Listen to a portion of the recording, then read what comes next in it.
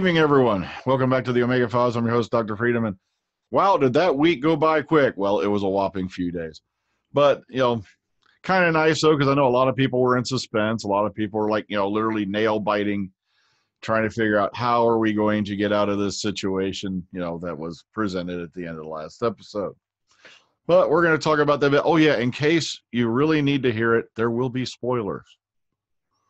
I'm not kidding. I had this one guy literally go off on the page because apparently I forgot to put a spoiler warning in the video, even though before I talked about anything spoiler, I went spoiler alert, spoiler. But just to be safe, there are going to be spoilers. Okay. But I want to hear what you guys got to say about this thing, so I'm going to go around here real quick. All right, let's start at the top again this time. Let's start with Connor. What do you think of Spyfall Part 2? Where do I start?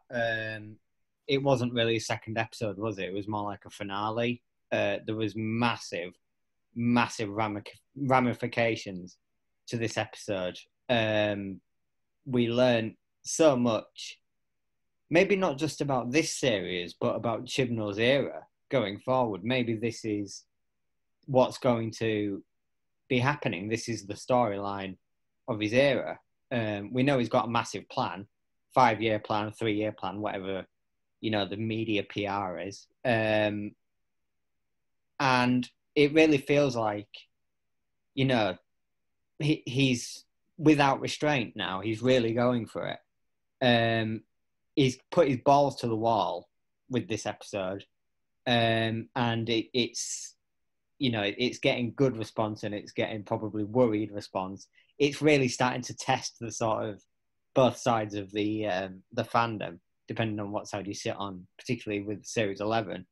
The episode itself was 60 minutes of absolute excitement. Again, continuing on pretty much in the same vein as Spyfall Part 1. Massively great character moments. Sacha Dhawan owned it again. He's fantastic as the Master. I loved the idea of the aliens, the Kasavians, being portals kind of to other time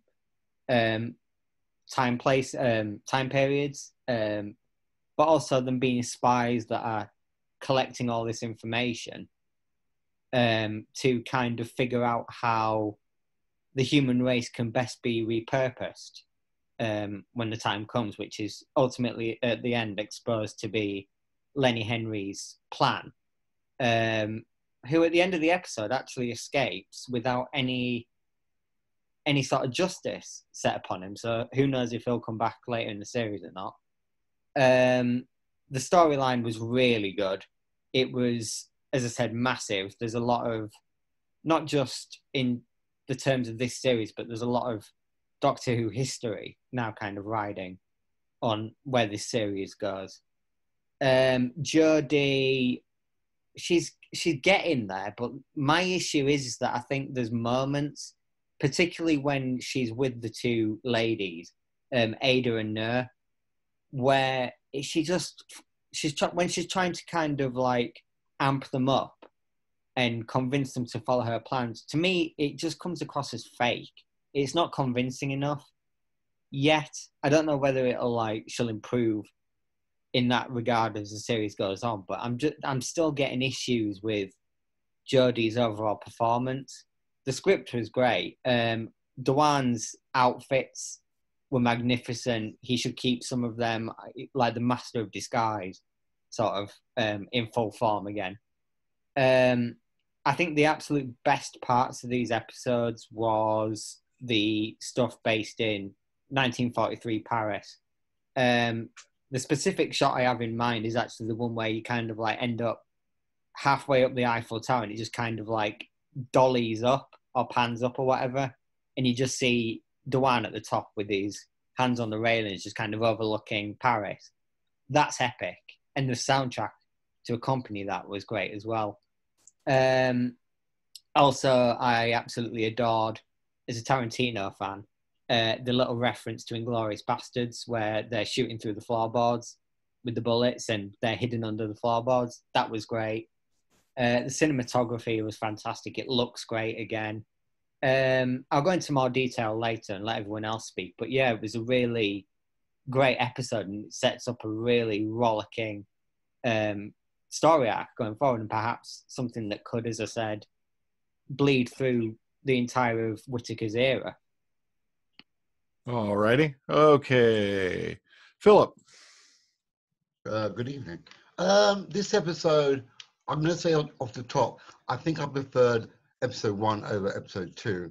I found this one okay, but it kind of plodded on a little bit for me. I will say, the last probably 5-10 minutes was really what I enjoyed the most out of the whole of it. Although the story was good, as Con just said, Sachi was excellent. Again, his characterization was not as manic as I'd expected to be from the last episode we saw. He was a lot more. He was still angry and everything, but he was a lot more palatable and evil in his approach. I liked the way he was. I particularly liked the fact that I did get to see him use his TCE, which I thoroughly enjoyed. I was a bit disappointed that his TARDIS, is exactly what it is on the outside. I thought you would see a bit more, of the standard TARDIS interior, but we didn't. We just got this room and a bit of a console in the middle. And I'm a bit disappointed with that. The gang themselves were good. Graham's little shooty footy scenario was quite fun. I wish he'd learned how to just shoot it properly though. Yaz, she didn't have much to do this time. As opposed to last episode, this time she was in the background a little bit more, a little less more. And the fact that the way they got out of that falling plane because of how the Doctor set it up, I just thought it was a bit far fetched. I thought that's a little bit far fetched, and I would have preferred it to be done another way. The revelation at the end, what can I say? That kind of shits on Moffat's Gallifrey scenario a little bit, and I'm thinking, okay, but it does explain to me that so Gallifrey was still in the bubble universe when he went back there. How did they get?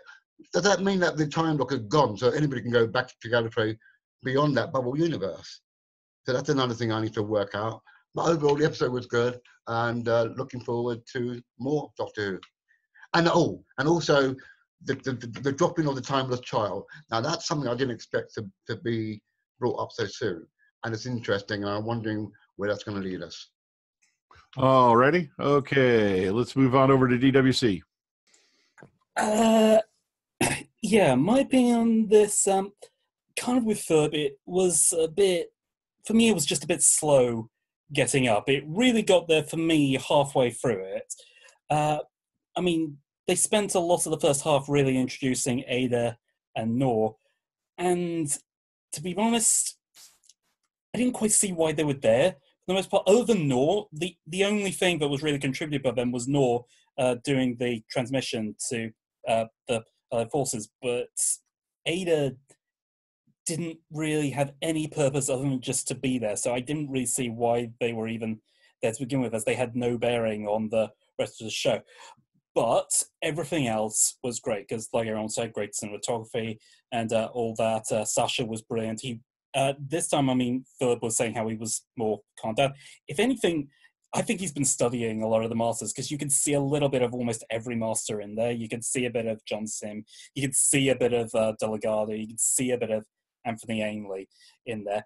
And they even sorted out something that we were... Well, they obviously anticipated some things, like how did the Doctor not recognize the Master? He actually highlighted this. He had a sort of mental perception filter thing going on. I thought, oh, well, that solves a lot of issues. And they did a little nice nod to when he threw the Doctor off the radiator that caused him to regenerate in the first place. That was, like, God, I'm rather annoyed now because I'm having a brain fart moment. I definitely had more to say, but I'll probably come on with it later on. But still, overall, I did enjoy it. Alrighty.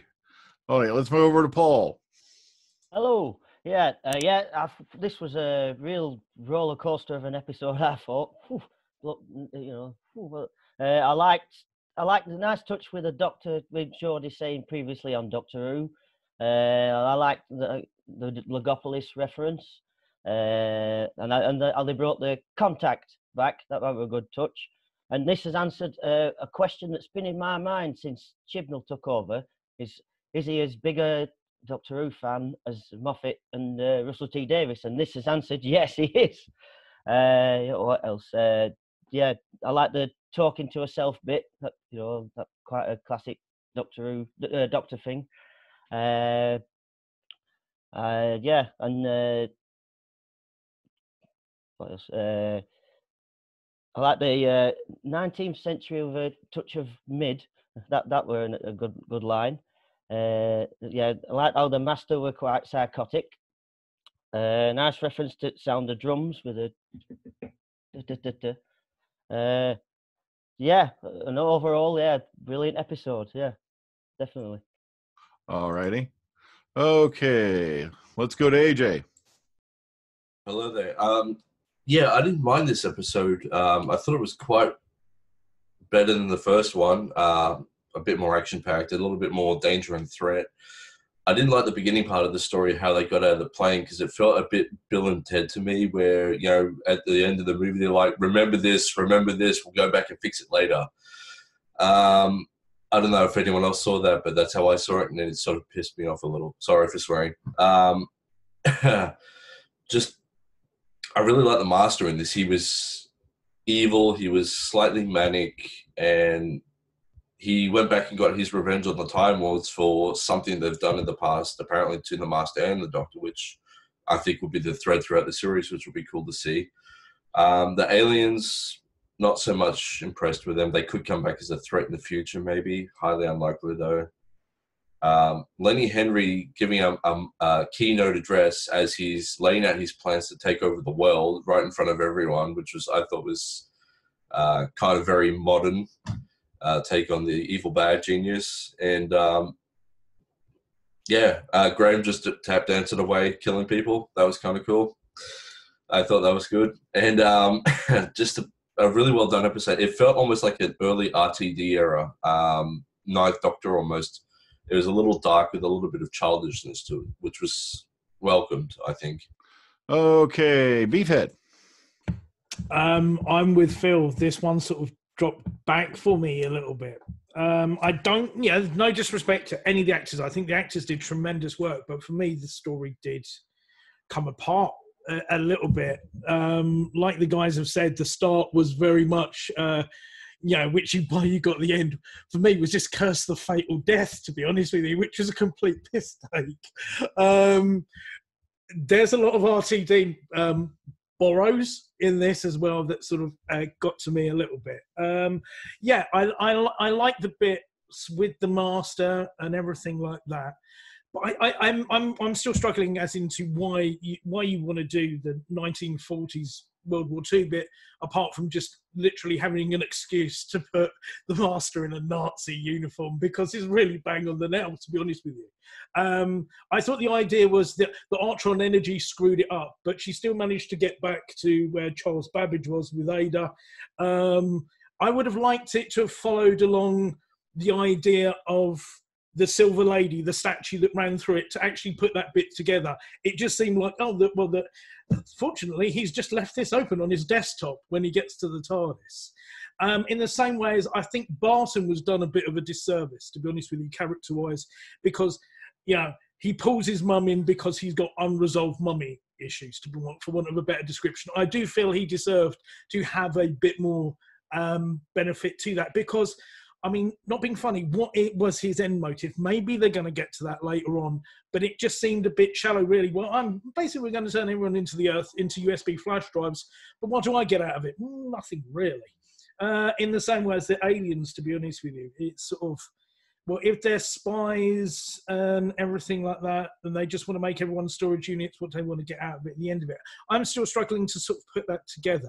I'm intrigued to see what they're going to do with the Gallifrey thing, to be honest with you, to sort of disassemble what you know to be the history. It's a bold move. I will give them that much. That is a bold move. And that is the most interesting thing. That's what people will probably take away from this, to be honest with you. There was the on-the-nose comment, well, I can also do classic, because obviously there's a lot of classic tick boxes, I think, for the fan guys who are watching it. Yeah, there are.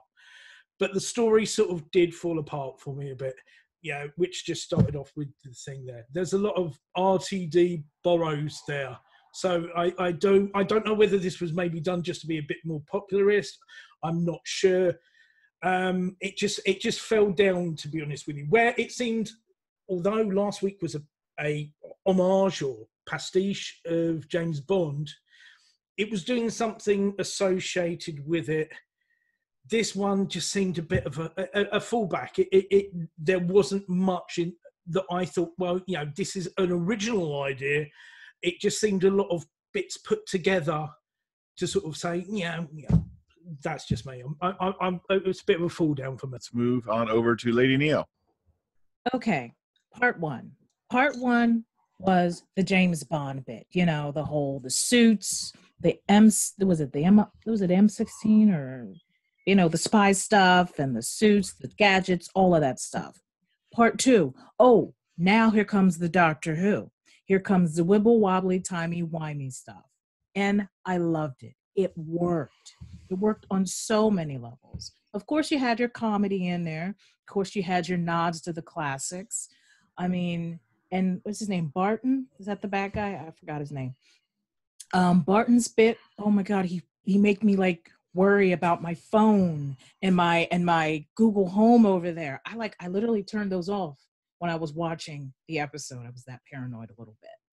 But overall, loved everything. It was enjoyable. That was the thing. That was one of my tick boxes. Is it enjoyable? Yes. Do I get some classic nods? Yes. Do I get the time with only Yasmin, Ryan, and Graham in little parts and pieces? Yes. They asked the questions. She answered as much as she could. But now she, the doctor, is also having thoughts about what the master said in that in the TARDIS and everything. So it makes me wonder, it makes all of us wonder, is what we've heard about Doctor Who, everything we've seen on TV, is that really true or is it all a lie? Okay. I really liked this up until about the last 10 minutes. I mean, I thought everything was great. The story was great. I didn't mind the skipping around in time to different historical locations. I thought that was pretty interesting. The Doctor's away from her companion, so she just picks up a couple more on the way and gets her work done. It's all really good. What I don't like about the ending, though, is I think that Gallifrey's kind of been done to death. And, I mean, we've already, the series started with the Doctor revealing that he blew it up or he got rid of it because he didn't like the Time War and all that nonsense. That it got kind of retconned with the 50th anniversary, whereas he undoes his work and puts it in the side universe. Okay, so apparently that fixes everything. But now the Master comes along and destroys it because he's really mad that they lied to him about something, and it's like they should be more mad at you. You lie to them all the time. I mean, but I just think that's and the Doctor's reaction too. I mean, she's very upset. She's very sad. She goes and cries. And well, the thing is, in an episode where she keeps on changing time, going back and fixing things, like for example, a big deal is made of her fixing the stuff on the plane so that her friends can get away, and not get blown up. She does this after the fact. I mean, there's other occasions where she's, the whole denouement of the episode is that she went back and undid all the stuff that they had done to get to where they were. So it's kind of like a little model of the Time War itself, where the Daleks and the Time Lords are one-upping each other in time somehow and changing time. So if that's the case, why is it such a tragedy that Gallifrey has been destroyed again? I mean, she can just go back and undestroy it, and do what she did before. It doesn't seem like it's that big of a tragic move. I think that also, I mean, Tim, you said it was brave. I thought that was kind of lazy. I found that the disappointing part of the episode because, again, it's been done to death in this series since it came back. I mean, it's how many times are they going to destroy the Gallifrey now? And why is that compelling at all? I was hoping for something a little bit more mysterious, like Neo said. Like, wait a minute now, what does the Doctor not know about what's going on in the universe? And maybe they're setting up some new thing. So when it came to be Gallifrey again, I found that a bit disappointing. Otherwise, I think the episode itself was really good and really a fun watch. I mean, it was funny when it needed to be, and it was action when it needed to be, and it was pretty cleverly constructed. I just don't like that was it, Gallifrey at the end. All righty. Okay. Let's go to Elijah. Hey everyone. So I totally think Chibnall took a 180 this year and totally made at least these first two episodes really enjoyable for me. Let's see here.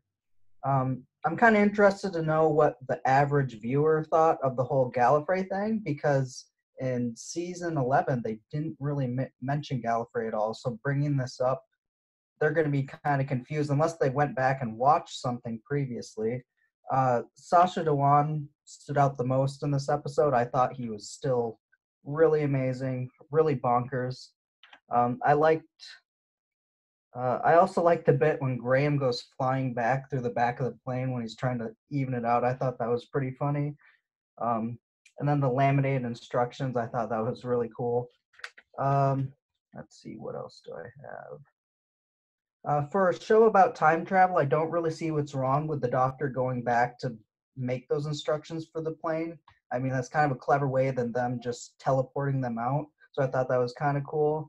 And then also Ada and Noor, I thought that was kind of cool. You have little history lessons within the episode. I mean, those are two people that I don't really know about. And just to kind of throw them in there is kind of good for kind of the casual fan too, to go and research about them. So overall, a pretty good episode. Let's move to Graham. Hey, how we doing, guys? An hour, second episode of an hour this season, and for the most part, really enjoyable. I can't really grumble.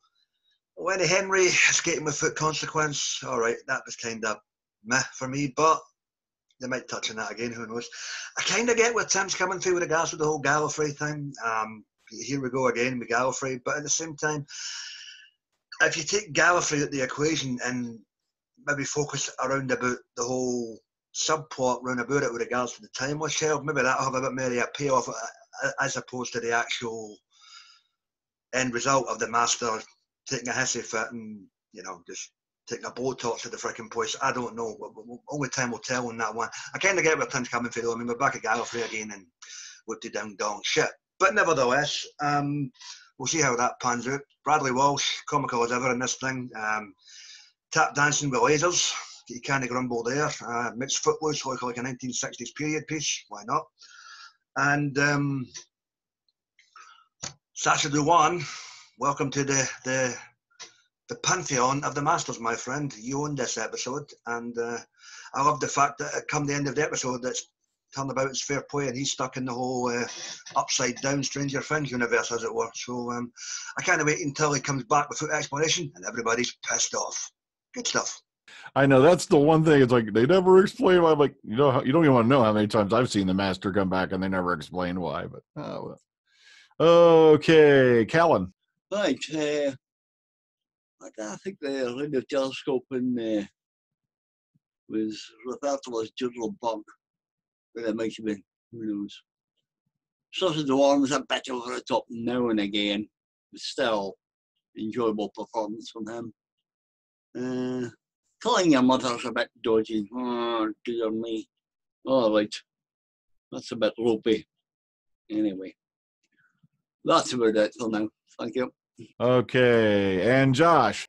I really liked this whole two-parter. When I initially had watched part one, I thought it was just a little slow, and it didn't really capture my attention. But now I understood that they did that to kind of build everything.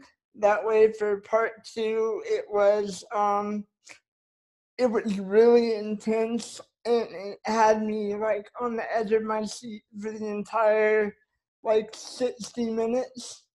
And it was one of the first episodes where I felt like Jodie was 1,000% on form and totally totally like the Doctor and everything. And I think for me personally, I just really like the whole Doctor Master like relationship, how they kept one-upping each other was really nice, and the Master finally felt like he had a little bit of depth as far as like New Who was concerned, because a lot of the time when they did the Master before, it was kind of like a one-dimensional kind of villain type thing, and you know, it kind of showed that the Master can have, you know, feelings and doesn't have to be like over the top all the time, which I really enjoyed. And I also like the just the pacing of this episode was amazing. It was very well done. Like I said before, I was on the edge of my seat, and it was just really well done. But I'm not sure how I feel about like the whole Gallifrey thing and the timeless child thing, but I'll have to see how they do that. Because I feel like if they make the Doctor the whole timeless child and the whole reason why Gallifrey was created, it kind of goes against the character of the Doctor. So I hope they don't do that. But this was definitely the best two-parter I've seen as far as New Who is concerned, and it's definitely the second part was definitely Jodie's best episode, and obviously the Master was amazing. That's pretty much it. I agree with you on that point. I really hope that it doesn't really tie into the Doctor and the Master. Personally, I'm hoping that this is something that happened in the past to Gallifrey, that it involves the very foundation of the Time Lords, as he said. Because we all know, us guys who've watched the classic series, the Time Lords had their dark period, which was the reason why they had the Death Zone and things like that. And it's something they've never really touched upon again since way, way back then. What if there's something that led to that? What if it wasn't Rassilon and Omega or whatever you want to believe that was basis of their history and all that? It's kind of really putting that thing out there. It's kind of like the Gallifreyan elephant in the room now. What was the Master referring to? What was the lie? What was the timeless child who we first referred to back, heard referred to back in Ghost Monument? What's going on with that? Who was that person? And what's this dreaded dark secret that he's referring to that finally triggered him to the point he went back and took a flamethrower to home? I don't know why, but I keep hearing that line from Scent of a Woman. I take a flamethrower to this place. Oh, okay. Hands already going up. Let's start with Connor. 2 points, really. The first one, the whole thing with Lenny Henry's Barton character having mummy issues. I hate that. I hate that storyline. Why does every villain these days have to have a parental issue? Like, he didn't get enough attention as a kid or whatever, and so all of a sudden he turns into a megalomaniac. It's like Kylo Ren, it's that sort of, it's just so boring. And how do you explain that? Like, it doesn't sustain for me in a level of motivation for someone to act that way, because it's so easily sort of fixed. You just go to counselling or whatever. Like, it's I just don't. It just kind of always falls apart because it's never well explained and it's never well established, and it's just it's a plot device, really, isn't it? The second point, actually. The storyline with his sort of repurposing of the humans, it sounded for about a good 10 minutes like they were going down a Cyberman sort of route, like the new genesis of the Cybermen, which we've seen now two times before in New Who. So it could have been it could have been rehashed. It didn't, turned into something completely different. Who knows though, because obviously Barton went without consequence at the end of the episode. He could well have something to do with the Cybermen story coming up. The third point, one of the things I really liked actually was separating the companions from the Doctor, because we never really see that where it's all the companions together and the Doctor's the one that's separate. It's kind of always the Doctor and a companion and two other companions, if it's three companions, kind of that sort of divide. So seeing the three companions kind of like team up and get along and have to find a way out of their own issues, it was a good character building moment, because it did convince me for a large amount of time that they could cope without the Doctor. You know how we see like Sarah Jane go on to be this alien fighting, you know, whatever. And same with other companions in history of the show. You know, you see a glimmer of kind of like what they can do as a team. And it is a good character building moment. And it does, especially Bradley Walsh. Bradley Walsh, in terms of the companions, was the MVP of this episode. He was magnificent. He's definitely the leader of that group. He takes on, you know, he kind of rallies the troops and convinces them, you know, the Doctor's not dead. You know, she's safe. You know, she'll get back to them. But for that time being, he kind of imbues his confidence in Yasmin and Ryan, especially Ryan, who kind of bumbles and fumbles about, especially when he was revealing the plans to the people that went to capture them. And it's a really strong sort of character building moment. But yeah, the main gripe of the episode really was that Barton excuse for motivation. I just pity anyone that has to write anything like that, because it's boring, it's lame, it's unexplainable. Just get counselling, why don't you? Okay, Philip. Right, now forgive me if I'm wrong. At the end of Day of Doctor, all those doctors blasted pushed Gallifrey into a pocket universe, right? So therefore it's meant to be lost. How the hell did the Master, and for that matter, the Doctor, find Gallifrey just like that, but just by punching through into the pocket universe? It doesn't make any sense to me. Peter Capaldi's Doctor found it quite easily in, I think it was his second or third season. Remember, he went back to Gallifrey? Yeah, but that was because it was outside the pocket universe then, because it was sitting at the end of the universe. This time, it's still in the pocket universe. So how did they find it so easily? We don't know how long it actually took them to find it. You got to remember, we know this incarnation of the Master has been around a while. Yeah. And So, if you remember, Phil, Missy also gave him some coordinates, and it wasn't there. Yes, but those were coordinates of Gallifrey in this universe, and it's not there, is it? That's why you got upset and started beating up his poor I think old the Doctor TARDIS. would know where it is, since he's the one that put it into a pocket universe. He did that after the fact. First he destroyed it, then he went back and changed time. So it wouldn't be that hard for the Master to figure it out, I would think. plus, I thought, yeah, like I said, I thought from when we last saw Gallifrey, I got to agree with him a little bit on this with him, that Gallifrey had just been taken into the future to just before the universe ended. Yeah, So I don't know if that happened afterward or what happened, or where they went back into a pocket universe. But yeah, so that confused me a little. But at the same time, him finding Gallifrey eventually, not difficult to believe, because we really don't know how long this particular incarnation of the Master has been running around in history doing all this stuff. You know, plus, you know, like that. Yeah, I just spent 77 years of my life.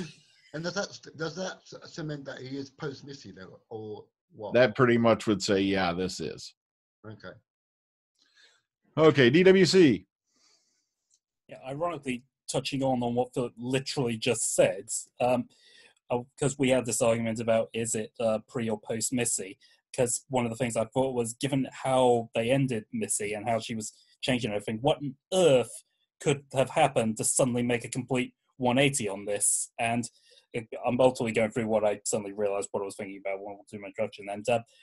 And when I saw that he realized something about Gallifrey and Destroyer, like, okay, that's probably something that's going to make him want to go batshit insane again.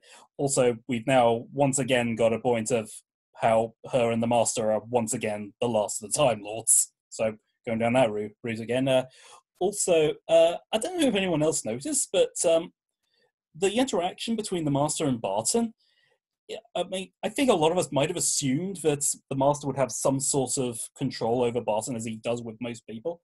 But you didn't really with Bottom. It was kind of like a rule of two in an odd way. So this is why I'm curious if Bottom's going to come back, because there is definitely something going on between two of them, and neither one of them seemed to have that much power over the other. Also, there was one gripe I had with it, and the whole thing with I can't remember the name of the aliens now, but when they were coming to the companions and Graham just had to shoot them with the laser shoe. I mean, that was a really intense scene, and it cut after that scene, shooting with the shoe, it cuts to the Doctor. We go through that part, and the next time we see the companions, it's Yaz on a payphone, and I'm like, hang on, how did they just get out of the situation they were in? They never cleared that up. I just decided that we don't need to talk about that. Okay. Well, also, in case Brian, you're doing this on a live chat with a live chat going on again, this is a recording, people. We can't talk to you. I know there was a bit of confusion about that last time I did the premiere, and I'm like, no, I said as much as I'd like the live stream, I really don't know how to do it with this particular program. So, okay, Graham. Yeah, as I say, for the most part, enjoyable. The only thing really is the only wee gripe for me. The whole resolution towards the end, before you get to the Gallifrey portion, you get the whole resolution with the Silver Lady, which was apparently handled off screen. I've heard about leaving some holes for Big Finish to fill in, but come on, folks, that's ridiculous. We want to see that shit. Thank you. Well, the Silver Lady was there in the house in the first episode. It was standing right there next to the. Yeah, so I'm talking about the whole where she's done the whole jiggery pokery stuff to sort the thing when they were in the airport hangar at the end, which I just walked up with her two lady friend. It was as if, oh, sorry, that was me, and that's it. You're like, okay, thanks for the explanation anyway. Yeah, leading back to the Bill and Ted parts, kind of sort of. Well, I was glad AJ said that because that was the first thing I thought when she went, oh, wait a minute, and went back and they started showing the parts where they're making the thing to escape the plane. And I was like, oh, God, this is so Bill and Ted. It really is. Okay, Josh, you had your hand up. Go ahead.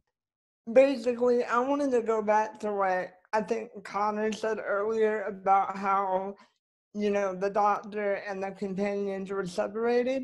It was just really, really weird to me, but that's how finally that I felt Jodie was better as the Doctor when she was alone and not with the companions, and she was a lot more quirky and weird and unique and stuff, and it was just really weird because you've never seen that with the Doctor where they're more outgoing by themselves than with the companions, and I just thought that was interesting. All righty. Okay, Paul. Yeah, three things I wanted to bring up. Texas Tim was talking about the Time Lords being done to death, and my opinion is they should never have changed them from the War Games. The Time Lords in the War Games were badass. I know Terrence Dicks wanted the lowdown on them in Deadly Assassins, but I just loved if the Time Lords had been same in War Games in the Time War would have been over like that. And the other thing is, Josh was saying about the Timeless Child and that. I'm hoping they're not going down stealing the idea from Cartmel and what's his face, the other guy, about the lung barrow. I know someone mentioned it last time, because they were thinking of the idea of that Time Lords didn't have daughters and granddaughters, just cousins or something, did they say? Which obviously would have meant that Susan wasn't really his granddaughter, which obviously would piss every fan off. And the other thing Connor said about similarity with the Cybermen, I thought that, and the scene in the construction yard or whatever it were, where you see them and they sort of stand up, I thought that just looked exactly like Cybermen to me as well. I know that the head thing, kind of had me wondering if they were some kind of futuristic Cybermen as well for a while. So, okay, Connor. There was a bit of, let's say, SJW baiting in this episode. For a start, what's his name? Not Cabbage. His comment about women only looking good as decoration. that will go down like a lead balloon in a certain section of this fandom. And then also, I think that after that, the episode kind of like became a bit of a female empowerment piece with like 3 women, like Charlie's Angels, like, or the Golden Girls, whatever, just like fucking going about in time, just saving shit. You know, it was like, fucking hell. You know, the SJWs will be really pleased, but also equally pissed off at that. Now, one thing I do want to mention before I move on to the next person is when she drops off Nyar and Yak Khan. Because any of you who've studied this character, matter of fact, I had no idea who this person was until we first heard this being mentioned way back earlier last year. So I did a little research, and it's kind of sad when you find out probably not even, I think, a year after she's dropped her back off, she's going to wind up being captured by the Germans. She will escape once, but after that, I believe she's taken to a thing, and then she's executed by firing squad. So that was kind of tragic, too, when she's dropping her off and all that, especially if you know her fate, that she's not going to probably live to see the end of that war, if I remember right. So that right there was just, had me a little bit, emotional myself. Okay, Philip. Right. Now, we all know that Master's kind of meticulous in his plans and what he does, but why the hell would you leave your house looking right in the smack bang in the middle of the courtyard without using your communion circuit to hide it? That is just such a stupid thing. He would never do that. I agree. He would never do that. That was really stupid. Yeah, I still can't figure out why he didn't change the form. I agree with you on that one. I don't know why he didn't change the form of his TARDIS again, because, kind of obvious, Okay, Beef. Yeah, I agree with what Connor said about the having an all-girl power team up, and obviously you had the bit as well with the ball-bearing machine gun and said, it shouldn't be something becoming of a lady, but she did it anyway. The thing is, it sort of, this seemed like instead of sort of really summing up an episode, it seemed to be trying to do more bits of setup than concerning it with that. And that's where it got in the way. The story was more generated towards the Gallifrey business, whatever they're going to do with that, than sort of resolving the stories of those characters. And the thing that sort of, if you want to be, politically correct, and to be honest with you, the stuff with Nur Inyat Khan, whether I feel like the World War II thing was necessary, would it have been better served to maybe give a more idea of the story of the Silver Lady and how you get to that end point, is that you go for the mind wipe, and the mind wipe just seems to be, like we've said on a couple of other bits, a very quick and easy wipe to it, an easy way to fix something. It's an easy easy retconning.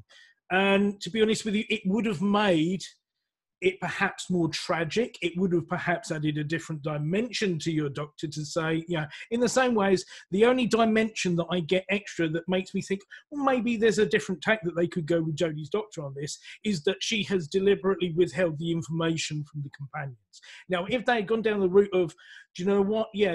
She knows what's going to happen to Noor, but she's not going to tell her and let her retain the memories, because in essence, it's like a violation of someone's, person. It's like, to a certain degree, mind rape. It's and you've seen what happened with Donna with that. So I do think there were a lot of quick fixes made and retconning of Stephen Moffat. Look, whether you love him or hate him, to be honest with you, he still had some really good stories. And this just seemed to be, maybe for me, that Chibnall likes Russell T Davies a little bit more than Stephen Moffat. Okay, Lady Neo. Okay. When Barton did that speech, you could kind of see when it panned back to him, you could tell that CGI right there was just terrible. To me, that was the only time I thought it was terrible, because you could see it. And come on, how could we have not said it yet? Reformat the whole of humanity. Oh, got an app for that. Come on now, people. There's an app for that now. That was creepy as I don't know what. That kind of said, oh, crap, let me turn off my phone. Oh, that just freaked me out a little bit. But the part I loved was, what was it? Bram was sitting in the middle, right? And was it Ryan and Yasmin were on the sides. and they were sitting in that, was it a warehouse? I don't know where they were, in Essex. That part was brilliant because it was like saying, okay, what do we do now? Come on, we could do, and there's Graham being the motivator, like a lot of you have said. But that part literally told me, I said, also it told me two things. One, got to do a fanfic about it. I am. And two, I like these characters a lot. They're not up there with my favorite TARDIS teams, but they're getting up there. Alrighty, AJ. A couple things for me. Towards the end of the story, where the Doctor goes to Gallifrey and sees it's been destroyed, you see the TARDIS lighting scheme in the console room has gone blue instead of its normal orange. And I'm thinking the TARDIS is feeling the pain of the loss of Gallifrey as well at the same time. I also like the explanation at the end where the Doctor explains to the companions, who am I, this is what I've done, and all that, except at the very end when she looks right at the camera. Like, she did that like 3 times in this episode where she looks right at the camera. Isn't that day one stuff? Don't look at the camera. So that little bit peeved me off a bit, the look into the camera, breaking the fourth wall. I know Hartnell pissed a lot of people off with that in one particular episode. Okay, Texas Tim. Well, I think Beefhead kind of made my point for me, but I didn't like that about it either. The end where she gives a slight mind wipe. That is too easy of a way out of a situation. I don't think it was necessary, and I do think that there was a lot of blowback when they did that with Donna back in the day. A lot of people said that is kind of a mind rape kind of thing. And I mean, how dare you? Why would the Doctor do something like that? Although he had to do it to save her life, I guess. But I mean, when they brought it up again 2 years ago, when we thought that was what he was going to do to Clara, and it ended up being the reverse, I don't think anybody was happy with that. And I just don't think that it is a good idea as a plot.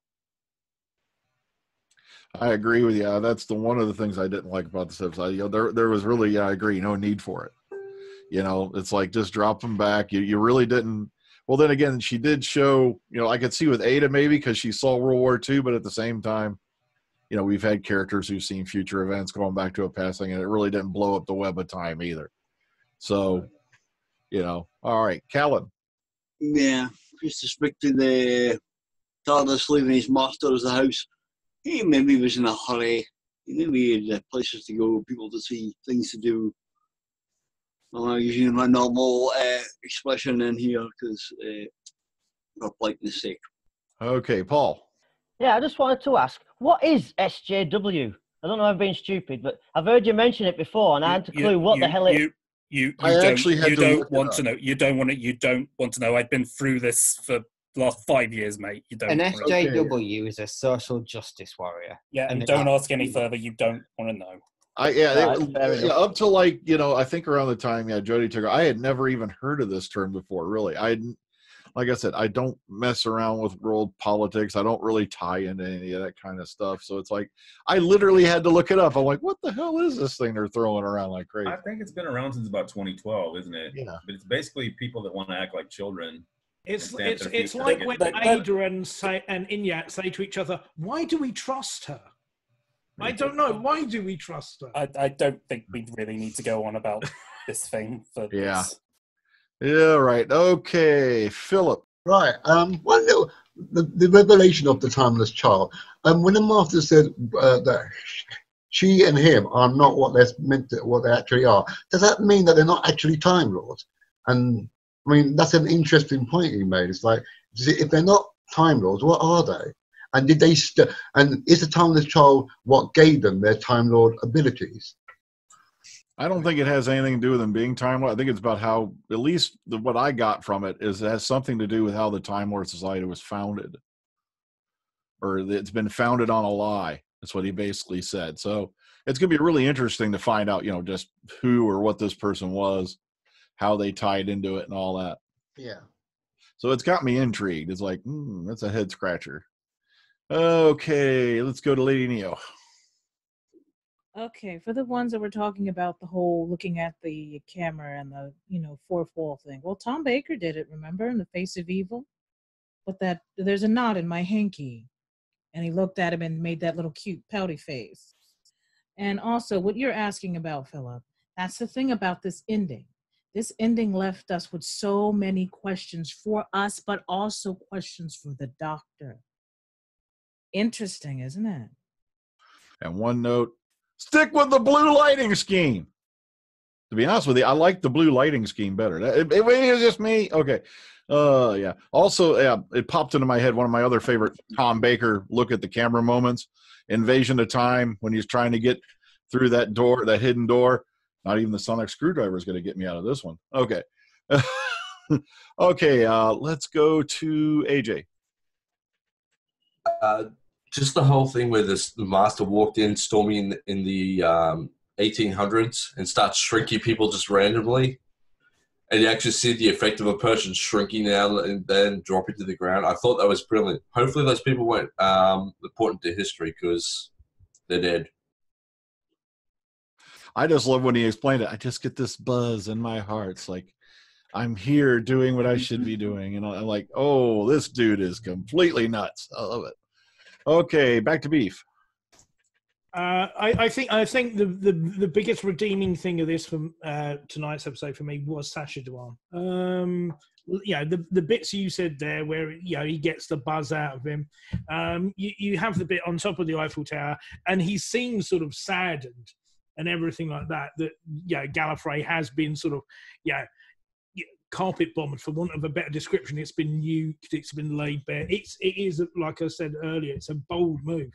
But what I did like is I did like the message at the end, because it's sort of like, in case you're wondering who did it, it was me, which I think was a nice touch, to be honest with you. I would have liked to have seen perhaps a bit more of a reaction, because as much as, Neo was just saying that we have questions, the doctor has questions, I want the doctor to actually be pissed off and reactionary towards it, apart from just like throwing something across the room. I'd like, there's now, the focus of her anger should be the master.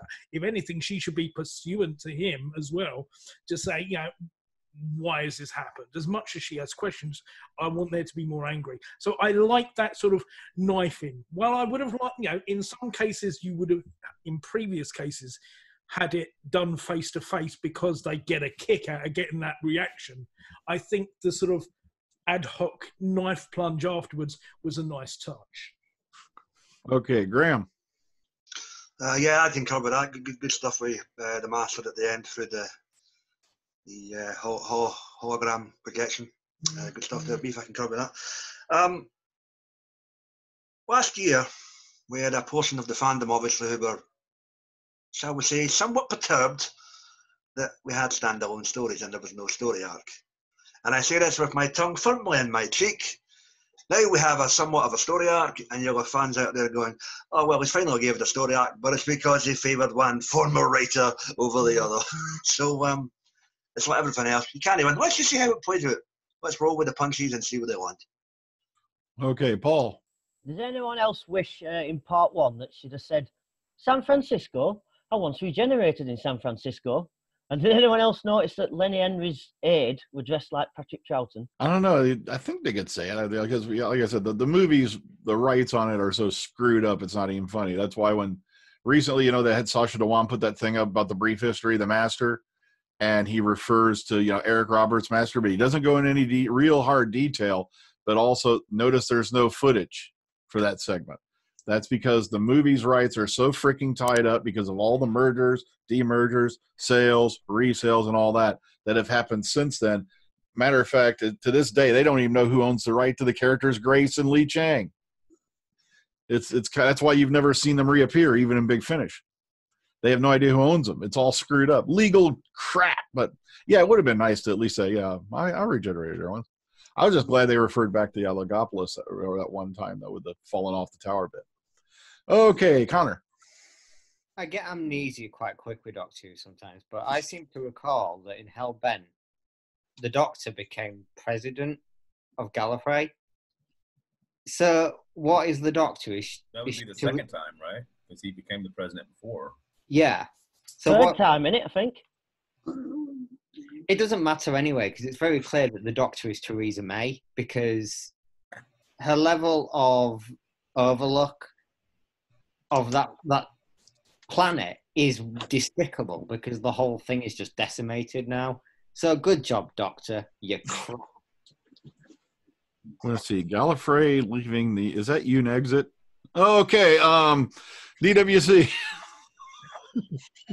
Yeah, I just wanted to say I completely forgot to talk about this on the chat last time, but we talked when we were off air about how I liked how with Lenny Henry in the last episode, how I've always had a bit of a problem with standalone villains because they always seem to play him really over the top. I mean, I actually remember the episodes from the one with the fish that under the River Thames episode. I actually said I was the only one who didn't really like it. I couldn't really put my words into what I didn't like, but it was actually I now realize it really was the main racist villain in it because he was really over the top racist sort of thing. So that's how I've always treated a lot of the main villains. I find them a bit over the top in their acting. But Lenny Henry last week, I thought played it really well. I thought he was just a simple bad guy, like he should be. This time, however, I think the script was kind of holding him back. But I think he was a bit weirdly the same, but over the top at the same time. It's a weird thing. But let's face it, he was working with a script which said that he would turn the whole human race into USB drives. So what exactly can you work with that? Yes, people of the world, please attend carefully. Okay, AJ. Just had this thought pop in my head. Basically, this episode felt like a series ender, not a second part to an opening thing. It just feels like it ends on such a high note with what the hell.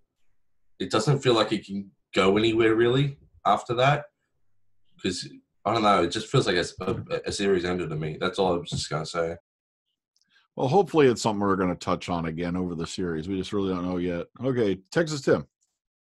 Well, that's why I'm just going to reiterate my point that I think it's just not that great of an idea to bring Gallifrey back into it. I mean, it's been done, and it's like the Doctor's character has always been the guy that ran away from Gallifrey because he didn't like it there.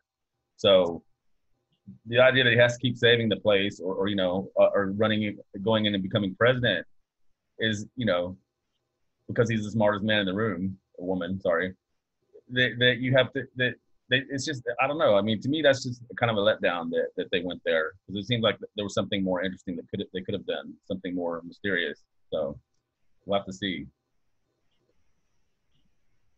All righty.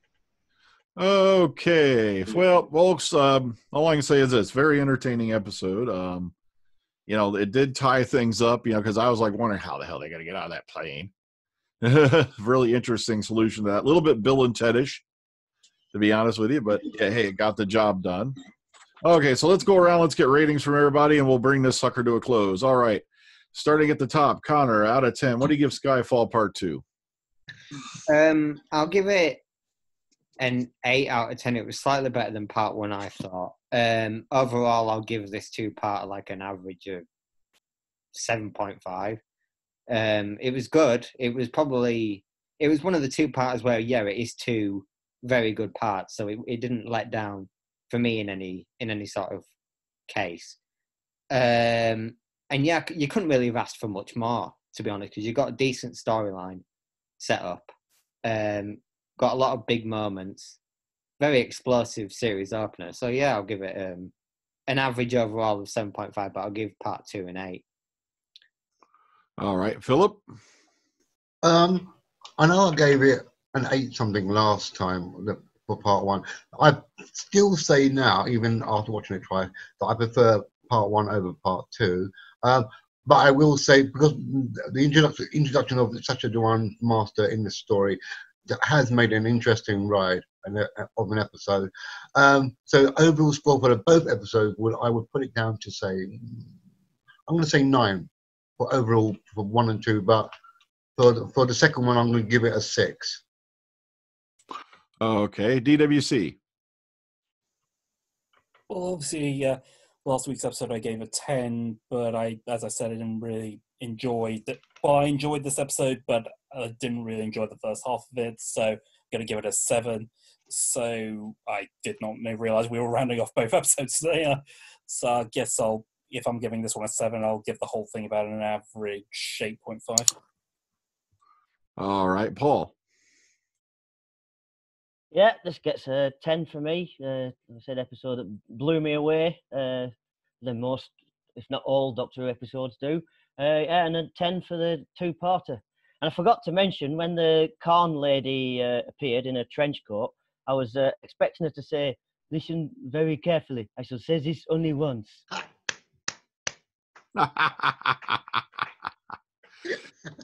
Okay, AJ. For me, I'm going to give this a 7 out of 10. For the both together, 7.5 out of 10. I mean, this was the stronger of the two episodes, so yeah. Okay, Beef. I'm going to give this a 5. While I feel the actors were good, I felt the story was sloppy and cut a lot of corners, to be honest with you. If you add it with my score last week, it gives the overall average of 6, to be honest with you. If you're a fan of Curse of the Fatal Death or the sound of the drums, you will have enjoyed this episode. And if you're a fan of Russell T Davies, you will have enjoyed this episode too. So yeah, for me, it's 5 Cockney walk laser shooting shoes out of 10. I'm hoping for better things as we go along. Okay, Lady Neo. I'm going to have to agree with Paul. I'm going to have to give this a 10 out of 10. I enjoyed both parts. I mean, the first part was like, oh yeah, we're totally doing Doctor Who meets James Bond. And then the second part is like, I could just see the Doctor saying, all right, now it's my turn. You know, that is just brilliant. I love both parts and the little tidbits again. Love them. Okay, Elijah. I'd have to give this episode an 8. I think my average was also an 8. I think I gave it an 8 last week too. So very good. Okay, Graham. I think I gave last week's a 9. I'll settle for an 8 on this evening's outing. Good to have a new incarnation of the Master on the table, as it were. And overall, for both parts, I'll probably round it off to about an 8 as well. Good stuff. Okay, Callan. Yeah, I'll give it 7 last week and 7 for this week as well. So 7 overall. All right. Josh? I didn't really care for the first part because it was just very, very slow, and I actually had to watch it like a couple times to kind of retain everything. So I'd probably give the first part like a 5 or 6, and I love the second part just simply because I'm like a sucker for like the Master Doctor type thing. So I'd probably give it overall like an 8.5. So probably the whole special I'd probably give like a 7.5. Okay. Texas Tim. Well, I would say that both of these episodes are a really step up from last year in quite a lot of ways. There's a lot more going on, a lot more fan service and stuff. I think I gave last week's a 9. I think I'm gonna give this one an 8. I liked it up until about the last 5 or 10 minutes. So I guess that would make my average about a 8.5 for the two. Yeah, I'm going to agree. I'm going to give this one an 8. Like I said, the whole killing mommy scene was unnecessary. As far as I'm concerned, I think they could have moved along without it, really. And also the whole mind wiping thing at the end, yeah, I agree, was just unnecessary, to the whole rest of the story, really. So that's why I'm going to back this one up to an 8. So I'd give the whole thing about an 8.5 out of 10, put all together. Okay, folks, well, join us next week as we move on to episode 3. Until then, please enjoy the rest of your weekend, what little of it is left. Oh, that's right. By the time you walk the weekend's going to be over because this won't be up for a couple of days. So whatever you're doing out there, enjoy yourselves, take care of yourselves, and have a good one. Night. Bye, everyone.